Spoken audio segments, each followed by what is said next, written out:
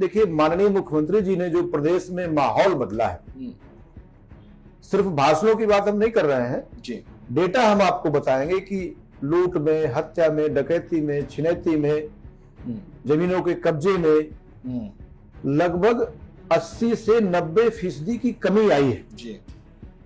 और एकमात्र कंपोनेंट है कि अगर हम लाइन ऑर्डर ठीक कर दें, लोगों के मन से भय को समाप्त कर दें जी।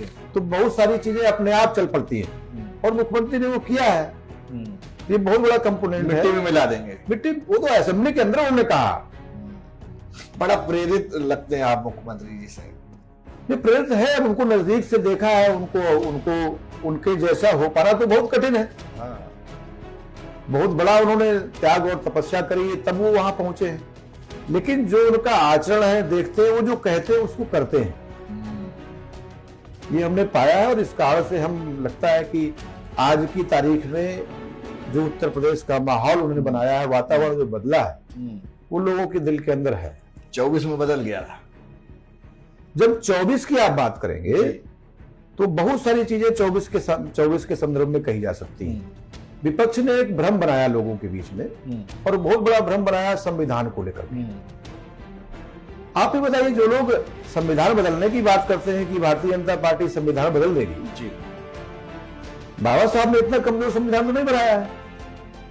और अगर देखेंगे आप, संशोधनों की बात करेंगे, लगभग 106 संशोधन हुए हैं अभी तक जी। 106 संशोधनों में माननीय मोदी जी ने तो 8-9 ही किए हैं, सब तो कांग्रेस पार्टी ने किए हैं।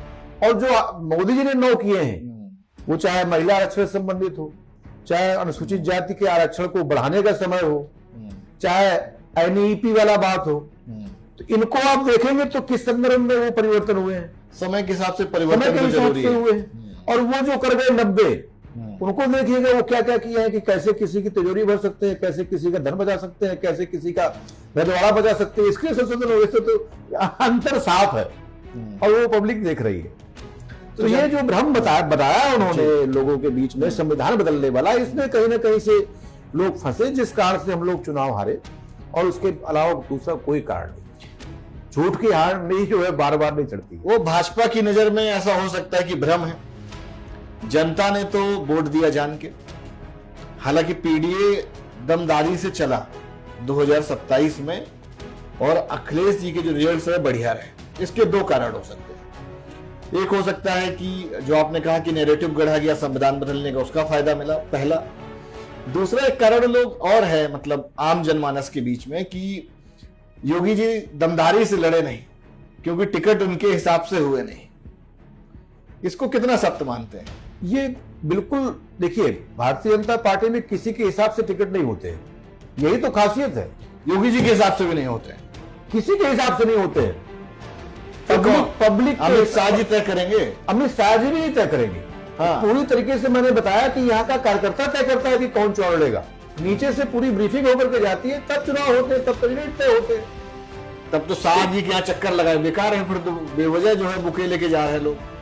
वो आप नैतिकता में तो किसी के यहाँ जाएंगे, हमारे नेता हैं तो मिलेंगे जुलेंगे उनसे, लेकिन टिकट तय करने का मैं तो नहीं गया था ना टिकट मांगने, लेकिन बीजेपी के एजेंडे में थे हम।